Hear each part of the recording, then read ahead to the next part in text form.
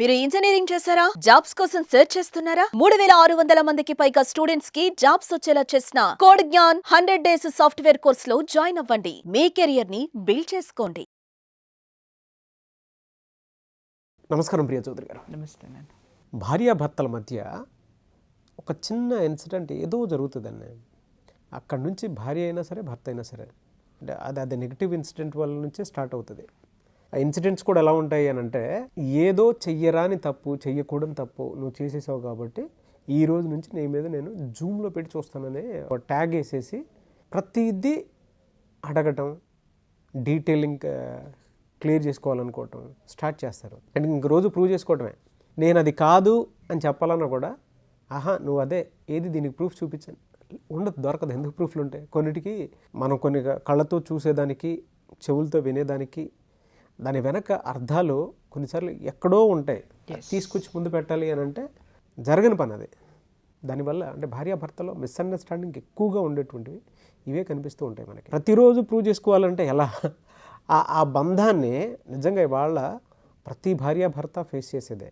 మానసికంగా ఎంత క్షోభన అంటే అది కొంతమందికి, అరే అసలు వదిలేసి వెళ్ళిపోతే బెటర్ కదా, ఇంత అనుమానం మన మీద ఉన్నప్పుడు రోజు ఇదే కావాలంటే ఎక్కడి నుంచి పడతాము అనేటువంటిది చేస్తుంది. అది కూడా ఎక్కడి నుంచి స్టార్ట్ అవుతుంది చెప్తాను చూడండి. నైట్ 8 అయితే చాలు.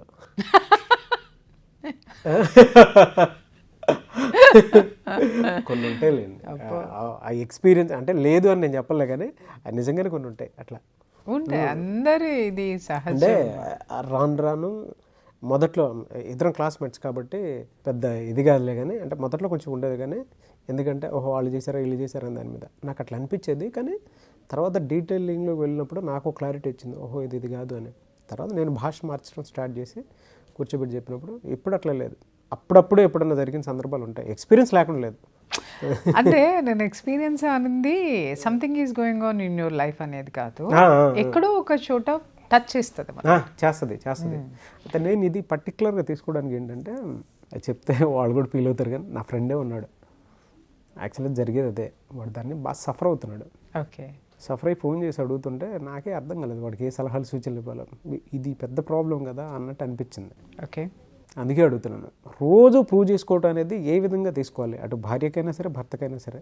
నాగరాజు ఇక్కడ ఒకటి చెప్తున్నాను, పెళ్ళి అనేది ఒక నమ్మకం అనేటటువంటి రూఫ్ కింద బ్రతకాల్సినటువంటి బంధం. అది నువ్వు ప్రతి నిమిషము నిన్ను నువ్వు ప్రూవ్ చేసుకోవాలంటే నీకు ఆ నమ్మకం అనే రూఫ్ లేదు అని అంటే ఏమవుతుంది? ఇప్పుడు ఇంటి మీద రూఫ్ లేదమ్మా, పైకప్పు లేదు, ఇంటి పైకప్పు లేదు.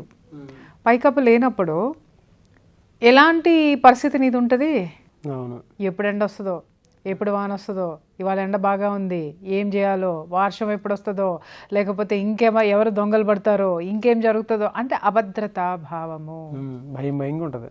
అదే భయం. ఎందుకంటే అభద్రతా భావం, ఎప్పుడేం జరుగుతుందో అనేటటువంటి ఇది ఉంటుంది. నమ్మకం అనేటటువంటి ఆ షెల్టర్, ఆ సెక్యూరిటీ నువ్వు ఏర్పరచుకోకపోతే లైఫ్ కూడా రూఫ్ లేనటువంటి ఇల్లులో ఉన్నటువంటి జీవితంలానే జీవితం కూడా ఉంటుంది. ఇప్పుడు కొన్ని యాక్సిడెంటల్గా జరిగినప్పుడు ఎందుకు ఆ ప్రొటెక్షన్ మీద గుచ్చి మనమే పొడుచుకున్నట్టు ఉంటుంది కదండి. అంటే నేను ఇక్కడ ఒక విషయం చెప్తున్నా, మీరు అన్నట్టు కొన్నిసార్లు అబద్ధాలు ఆడాల్సి వస్తుంది, తప్పదు, అదే జీవితం. కానీ అన్నిసార్లు అబద్ధాలు ఆడుకుంటూ వస్తే మాత్రము క్షమించరాని తప్పు. ఇప్పుడు ఇక్కడ నేను ఒక విషయం చెప్తున్నా, ఏ విషయమైనా సరే, భార్యను భర్త మోసం చేయటం కానివ్వండి, భర్త భార్యను మోసం చేయటం కానివ్వండి, ఒకసారి అబద్ధం ఆడాడు అని అంటే అది పొరపాటుగా క్షమించేయచ్చు. రెండోసారి కూడా సేమ్ అదే విషయంలో తప్పు జరిగింది అని అంటే ఏదో గ్రహపాట్లో చేసేసాడేమో అని వదిలేయచ్చు. మూడోసారి కూడా జరిగింది అంటే అప్పుడు మనం ఒక నిర్ధారణకి రావాలి, అది వీడికి అలవాటు రావాయి లేదా ఆమెకి అలవాటు రావాయి. అబద్ధాలు చెప్పటము, లేకపోతే దీన్ని ఏమార్చటము, లేదు అనంటే దాన్ని హైడ్ చేసి మాట్లాడడము, దాచిపెట్టి మాట్లాడటము, అంటే అక్కడ ఒకటి ఉంటే దాన్ని ఇంకొక విధంగా ప్రొజెక్ట్ చేయటము, ఇలాంటివన్నీ కూడా పదే జరుగుతుంటే మాత్రము ఖచ్చితంగా దాన్ని ప్రూవ్ చేసుకోవాల్సినటువంటి అవసరం ఉంటుంది. ఎవరు ప్రూవ్ చేసుకోవాలి? చేసేటటువంటి వాడు ప్రూవ్ చేసుకోవాలి. ఎక్కడో ఒక చోట పులి స్టాప్ పెట్టాలి దీనికి. ఎలా పులి స్టాప్ ఎక్కడ పెట్టాలి? ఇందాక మీరు ఒక మాట అన్నారు కదా, ఏమండి మొదట్లో మాకు కూడా అట్లా ఉండేవి. నేను కొంచెం వాయిస్ మార్చి కూర్చోపెట్టి అది కాదు అని చెప్పాను నేను. అప్పటి నుంచి కొంచెం నాకు ఎందుకంటే నా క్లాస్మేట్స్ కాబట్టి, ఇప్పుడు నేను ఏదైనా సరే నా క్లాస్మేట్స్ కాబట్టి నాకు అది ఈజీ అయిపోయింది. అది తప్పు. లెవెల్ ఆఫ్ నువ్వు అనుకున్నావు నా భార్య నా క్లాస్మేట్ కాబట్టి నాకు ఈజీ అయింది అని నువ్వు అనుకున్నావు. అక్కడ అది కాదు విషయము. నువ్వు చెప్పే విధానము, కన్విన్సింగ్ విధానం ఏదైతే ఉందో ఆ అమ్మాయి నమ్మింది. ఆ అమ్మాయిని నమ్మకంగా నీ వాయిస్ లో ఉన్న నిజాయితీ ఏదైతే ఉందో అది నమ్మింది. ఇక్కడ ఇంకొక ప్రమాదం కూడా ఉంది. అలా నమ్మించేటటువంటి భర్తలు ఉన్నప్పుడు నమ్మని భార్య ఉందనుకుందామండి, ఆ భార్య చాలా ప్రమాదకరం, ఆ భర్త కూడా చాలా ప్రమాదకరం. అంటే వీళ్ళు ఏంటంటే ఒకదానికి ఫిక్స్ అయిపోతారు, వీడిని నమ్మకూడదు, దాన్ని నమ్మకూడదు వెనక ఇంకొక అర్థం ఉంటుంది. ఏంటి అంటే వాళ్ళకి వేరే ఎజెండా ఉంటుంది. అవునా? అంటే ఎట్లా? 100% ఉంటుంది. ఇప్పుడు నేను నా పుట్టింటి వాళ్ళు, నా మొగుడు ఏం చెప్పినా కూడా నా పుట్టింటి మీదకి నేను చేసే వాటిని క్వశ్చన్ చేయకూడదు. అంటే నేను వాడిని ఎప్పుడు క్వశ్చన్లోనే పెట్టాలి. వాళ్ళ సెల్ఫ్ 100% నీ మీద నమ్మకం లేదు, నీ మీద నమ్మకం లేదు, నీ మీద నమ్మకం లేదు, నీ మీద నమ్మకం లేదు, అయిపోయా. వాడు జుట్టన్నా పిక్కోవాలి, దీనికి టోటల్గా సరెండర్ అన్నా అవ్వాలి, లేదా ఈమె వాడికి సరెండర్ అయిపోవాలి. సరెండర్ అయిపోయినా వాళ్ళ యాటిట్యూడ్ అలాగే ఎందుకు ఉంటుంది అని అంటే హిడన్గా ఏం జరుగుతుందో ఒకసారి చూడండి. Whether she or he. పదే ఇవే జరుగుతున్నాయి. మిమ్మల్ని నమ్మకం లేనటువంటి పరిస్థితుల్లో మిమ్మల్ని పెట్టేశారు అని అంటే ఒక ఎజెండా అక్కడ ఏదో ఉంది, ఖచ్చితంగా ఉంది. ప్రేమ, తోటకూర ఇవన్నీ పక్కన పెడదాం మనం. వ్యాపారాత్మక ధోరణి, అది వ్యాపారం అనే అంటాను నేను. ఎందుకంటే మానవ సంబంధాలన్నీ ఆర్థిక సంబంధాలే. నువ్వేం లేకుండా, నువ్వేం ఉద్యోగం చేయకుండా 6 నెలలు ఇంట్లో కూర్చో, అట్లాగే నేనేం సంపాదించకుండా, లేకపోతే నేనేం చేయకుండా ఇంట్లో కూర్చోకుండా బానిస కంటే హీనమైపోతుంది నా బతుకు. ఎవడు దేక్కడు నన్ను, ఎవడు మాట్లాడ్డు. నేను ఆర్థికంగా, నేను సమాజంలో ఒక పలుకుబడిని క్రియేట్ చేసుకొని తెచ్చుకొని దాన్ని సాధించి ఉన్నాను కాబట్టి ప్రతి ఒక్కళ్ళు ఓకే నేను పలానా అనే ఒక ఐడెంటిటీ ఉంది కాబట్టి, నా వెనక ఒక ఆర్థిక పరమైనటువంటి బలం ఉంది కాబట్టి నన్ను జనాలు యాక్సెప్ట్ చేస్తున్నారు. వాళ్ళ బలం పెంచుకోవడం కోసం యువతల వైపు బలహీనత పరిచయాలు 100% అండి. రాసి పెట్టుకో. అరే నువ్వు ఒకసారి మీ ఆవిడ కూర్చోబెట్టి చెప్పావు, షీ హాస్ కన్విన్స్ అయిపోయింది అనుకున్నప్పుడు అది నిజంగా పొరపాటు పడింది ఆమె, లేదా నువ్వు పొరపాటు చేసావు, ఆమె యాక్సెప్ట్ చేసింది, క్షమించింది. నువ్వు ఆ క్షమాపణని నువ్వు హ్యాపీగా ఫీల్ అయ్యావు, అలాగే ఆ వివరణని ఆమె స్వీకరించింది. అది సరే, నా భర్త పొరపాటుగా చేశాడో, తప్పే చేశాడో, ఏం చేశాడో నా దగ్గర ఓపెన్ అయ్యాడు, నాకు ఇది ఎక్స్ప్లెయిన్ చేశాడు, తనున్న ఆ పరిస్థితుల్లో అలా చేయవలసి వచ్చింది కాబట్టే నా భర్త నా దగ్గర నిజాయితీగా ఒప్పుకున్నాడు అనేటటువంటిది ఆ పద్ధతిని వివరించి చెప్పాడు. కుటుంబం అంటే ఇలా ఉంటుంది, ఇప్పటి వరకు నేను కుటుంబంలో లేను, అతని కుటుంబంలో నేను అసలు లేను కాబట్టి అతని కుటుంబం గురించి నాకు చెప్పాడు కాబట్టి నేను తెలుసుకోవాల్సినటువంటి అవసరం ఉందని చెప్పేసి ఈవిడ గనక అర్థం చేసుకొని నీతో మింగిల్ అయి ఉంది అని అంటే మాత్రము అది 100% ఖచ్చితంగా ఇద్దరి మధ్య ఒక సంయమనము, ఒక సఖ్యత ఏర్పడుతుంది. అలా కాకుండా ఆ నిమిషాన విని మళ్ళీ తర్వాత మళ్ళీ సేమ్ అదే యాటిట్యూడ్లోకి మనుషులు కనుక వెళ్ళారు అని అంటే మాత్రము వాస్తవంగా చెప్తున్నా, నీ మీద నమ్మకమే లేదు. నీ మీద కానీ నా మీద కానీ ఇటు నుంచి వచ్చినా అటు నుంచి వచ్చినా కూడా ఏంటంటే వాళ్ళు మనల్ని నమ్మకుండా ఏది నమ్ముతున్నారు, దేనికోసం ఈ అపనమ్మకాన్ని క్రియేట్ చేస్తున్నారు అనేటటువంటి విషయాన్ని కూడా మనం ఒకసారి గమనించాలి. నువ్వు కానీ నేను కానీ, వర్కింగ్ ఉమెన్ కానీ, వర్కింగ్ మెన్ కానీ, నాగరాజు, మన టాస్కుల్లో మనం బిజీగా ఉంటాం, మనకేం పని లేదు. కానీ మన మీద అబ్జర్వేషన్ పెట్టే జనం ఉన్నారనుకుందాం ఇంట్లో, వాళ్ళకి అదే పని. మన వీక్ పాయింట్స్ ఏంటి, అదంత టార్చర్ ఉంటే ఎట్లా బేర్ చేయాలి? అసలు దాని నుంచి బయటపడాలన్నా కూడా ఒక పాయింట్ కనిపించాలి కదా. అంటే ఇక్కడ ఒక విషయం ఏంటంటే అసలు ఈ వివాహ బంధం అంటే ఏంటో, అసలు భర్త విలువ ఏంటో, అసలు భార్య విలువ ఏంటో తెలుసుకోకుండా, ఈ బంధం విలువ తెలుసుకోకుండా దీంట్లోకి వచ్చిన వాళ్ళు చేసేటటువంటి పని ఇది. ఇప్పుడు నేను చాలా కౌన్సిలింగ్స్ ఇస్తున్నాను కదా నాగరాజు, నాకు రోజు నేను ఎందుకు మాట్లాడుతున్నాను, నేను నీతో కౌన్సిలింగ్ క్లోజ్ చేస్తున్నాను నాగరాజు, క్లోజ్ చేస్తున్నాను నేను ఎందుకు అంటున్నాను అని అంటే, నా కళ్ళ ఎదురుకుండా నాటకాలు ఆడేవాళ్ళు బోల్డ్ మంది కనిపిస్తున్నారు, కానీ ఆ నాటకాలని కప్పిపుచ్చి కలిపే ప్రయత్నం చేయాలంటే నాకే బాధగా ఉంది. ఎందుకంటే కలిపినా కూడా మళ్ళీ 1 సంవత్సరం 2 సంవత్సరాల తర్వాత మళ్ళీ కొట్టుకుసేస్తారు వాళ్ళు. ఎందుకనంటే అక్కడ ఉన్నది అబద్ధం. ఆ అబద్ధం ఎప్పటికీ కూడా ఆ అబద్ధమే నిజమవుతుంది, ఆ నిజాన్ని ప్రొజెక్ట్ చేస్తుంది.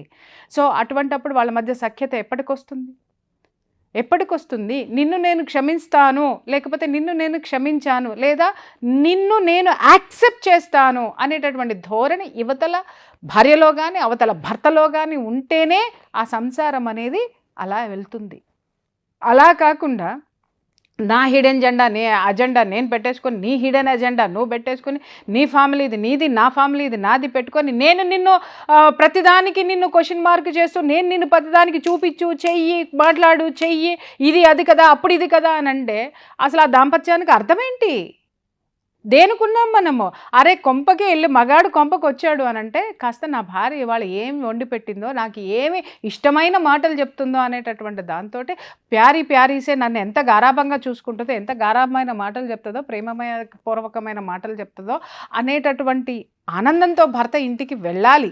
అలాగే భార్య కూడా కష్టపడిందో లేకపోతే ఇంట్లో కష్టం చేసి ఉందో, నా భర్త రాగానే నాకు ఐ లవ్ యూ చెప్తాడా, లేకపోతే నేను చేసిన పనిని, నేను చేసిన వంటను అప్రిషియేట్ చేస్తాడు, లేకపోతే ఇంకోటి చేస్తాడు, ఇది బాగా చేయాలి అనేటటువంటి ఈ యొక్క యాటిట్యూడ్ ఇవాళ ఎంతమందిలో ఉందబ్బాయి చెప్పు?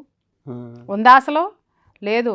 ఎవడకాడు తగులాడుకుని తన్నుకొని స్విగ్గీలు ఆర్డర్ చేసుకొని తిని కూర్చుంటున్నారు. కాబట్టి ఆ మాధుర్యం తెలియట్లే. ఎందుకంటే ఆ టేస్టులు స్విగ్గీలు ఇస్తున్నాయి కదా. అందుకని భర్త యొక్క సంపాదన విలువ, భార్య యొక్క శ్రమ విలువ భర్తకి తెలియట్లేదు, భార్యకి తెలియట్లేదు. కాబట్టి నా కడుపు నాకు టైంకి నిండిపోతుంది కదా. నిండిపోతున్నప్పుడు నేనేం ఆలోచిస్తాను? నా కడుపు నిండే పనే ఆలోచనే నేను చేస్తాను. ఇలా వన్ సైడ్ ధోరణి ఉన్నప్పుడు దాన్ని కంటిన్యూ చేయాలా, బ్రేక్ చేసుకోవాలా? నాగరాజ్, ఇక్కడ నేను ఒక విషయం చెప్తున్నాను. నా జీవితము నేను వాళ్ళని ఏ విధంగానైనా భరించే శక్తి నాకుంది అని అనుకున్నప్పుడు ఖచ్చితంగా జీవితాంతం భరిస్తూనే ఉండండి. భరించటం అనేది అంటే ఇలానే ఉంటుంది అని అంటే, అలానే భరించాలనంటే ఎవరికన్నా సరే ఆ తలకాయ నొప్పి వచ్చేస్తాయి. వీళ్ళకి ఏంటంటే నాగరాజు, కొంచెం పెద్దవాళ్ళ మధ్య కూర్చోబెట్టి కౌన్సిలింగ్ అనేది వీళ్ళకి అవసరం ఉంటుంది. కౌన్సిలింగ్ ఇప్పించండి. ఇప్పించినప్పుడు మారిన వాళ్ళు చాలామంది ఉన్నారు. మారకుండా అదే ధోరణి పోతే నష్టపోయింది కూడా వాళ్ళే ఉన్నారు. ఎందుకంటే కష్టపడే వాళ్ళకి ఎప్పుడూ కూడా నష్టమేం లేదు నాగరాజు. నిజాయితీగా ఉండేవాడు ఎప్పుడు నష్టపోడు నాగరాజు. జనాలు అందరూ అంటారు కానీ వాడు పాపం అని అంటాడు. కానీ పాపం ఎప్పుడు అవుతాడంటే వాడు వెర్రి వెంగళప్పలాగానో లేదా అది వెర్రి వెంగళప్పలాగానో ఎదుటివాడి తప్పుల్ని, తనలో ఉన్నటువంటి అధిక ప్రేమ ఒకటి ఉంటుందబ్బా. ఆ అధిక ప్రేమతోటి ఆ తప్పుల్ని భరిస్తూ కూర్చుంటే ఎవడు నిన్ను ఆదుకోవాల్సిన అవసరం ఆ దేవుడికి ఏముంది, నాకేముంది? ఇప్పుడు నేను చెప్తాను, నేను నీకు ఒక అలవాటు చెప్పా, ఎవరైనా నువ్వు వచ్చి కూర్చునేటప్పుడు నువ్వు ఈ పని చేయంట. రోజు నాతో తిట్లు తింటానే ఉంటావు నువ్వు కూర్చొని చేసేటప్పుడు, నేను చూస్తూనే ఉంటా. ఒక్కొక్కసారి సడన్గా నీకు ఇలా ఒక 4 రోజులు 5 రోజులు చూసిన తర్వాత 6వ రోజు నన్ను చూడంగానే నీకు ఫస్ట్ ఏం గుర్తొస్తుంది? అది గుర్తొచ్చి అలర్ట్ అయిపోతావు. బాబాయ్ ఈ పీవిడ ఇక్కడికి వస్తుందిరా బాబు, నేను కూర్చునేటప్పుడు నేను ఆవిడ వచ్చేసింది బాబాయ్ ఒరిజినల్ అని అలర్ట్ అయిపోతావు. 1 2 3 4 5 కానీ 6వసారి ఖచ్చితంగా నీ బ్రెయిన్లో కూర్చుంటుంది అది. ఎందుకు? I'm no way concern in your life, but I'm concern with your profession. కాబట్టి ఈ ప్రొఫెషన్లో నేనేం చెప్తున్నాను, అది చెయ్యకపోతే ఇక్కడ లింక్ తెగిపోతుంది. అవును, ఆ లింక్ అవసరం అనుకున్నప్పుడు నువ్వు ఫాలో అవ్వాలి. అలాగే దాంపత్యంలో కూడా నేను ఇది ఫాలో అవ్వకపోతే నా భార్యని నేను ఈ విధంగా చీట్ చేస్తున్నాను, నేను ఇది ఆపుకోకపోతే నా బంధం తెగిపోతుందని భర్త అనుకుని తన తప్పును తెలుసుకొని కాంప్రమైజింగ్కి రావడము వచ్చినా, అలాగే భార్య అరే నా స్వార్థంతోటో లేకపోతే నా మొండితనంతోటో లేదా నాకు ఇదే కావాలి అనేటటువంటి మూర్ఘత్వంతోటో నేను నా సంసారాన్ని, నాకు పుట్టిన బిడ్డల్ని, నా భర్తని లేదా నా అత్తమామల్ని, నా కుటుంబం అనుకునేటటువంటి దాన్ని నేను రోడ్డు మీద పడేసుకుంటున్నాను, ఇది కరెక్ట్ కాదు, నా కుటుంబం ఉంటే నా బలమే నా కుటుంబము, నా భర్త అనుకొని ఎప్పుడైతే తను రియలైజ్ అయ్యి తను కాంప్రమైజింగ్కి వస్తుందో అప్పుడే దాంపత్యం కూడా నిండు నూరేళ్ళు హాయిగా ఆనందంగా ఉంటుంది. ఈగోస్ ఇవాళ ఏమైపోయినాయి అంటే నాగరాజు గారు, కాస్త మన జొమాటోలోనూ స్విగ్గీలోనూ కొంచెము ఆ టేస్టీ సాల్ట్ ఒకటి కలుపుతున్నాడు. ఆ సాల్ట్ ఏమవుతుందంటే మనిషిలో ఉత్ప్రేరకాలను పెంచేసి ఈగో అనేటటువంటి ఒక పదార్థాన్ని టన్నులుగా తయారు చేసేస్తుంది. కాబట్టి ఎందుకో చిటికేస్తే అన్నీ వస్తున్నాయి, మీట నొక్కంగానే అన్నీ వస్తున్నాయి. ఇవాళ రేపు ఇంకొక యాప్ చూసాను, అమితాబ్ బచ్చన్ గారు చెప్తున్నారు, స్పెషలిస్టులు కూడా ఇంటికి వచ్చేస్తారంట, డాక్టర్లు. అవును. కాబట్టి ఇక్కడ మనం అర్థం చేసుకోవాల్సింది ఏంటంటే విడాకులు కూడా అట్టాగే వస్తాయి రెడీగా, అది అర్థం చేసుకోండి. ఇది కావాలి అనుకున్నప్పుడు మీరు ఇందాక చెప్పినట్లు అర్థం చేసుకొని భరించడం ఒక ఎత్తు అయితే, నిలబడటం ఇంకొక ఎత్తు. ఏ విధంగా తీసుకోవాలనేది వాళ్ళ మీద డిపెండ్ అయ్యింది. అంతే. థ్యాంక్ యూ అన్న, thank you so much Priya Chaudhary గారు.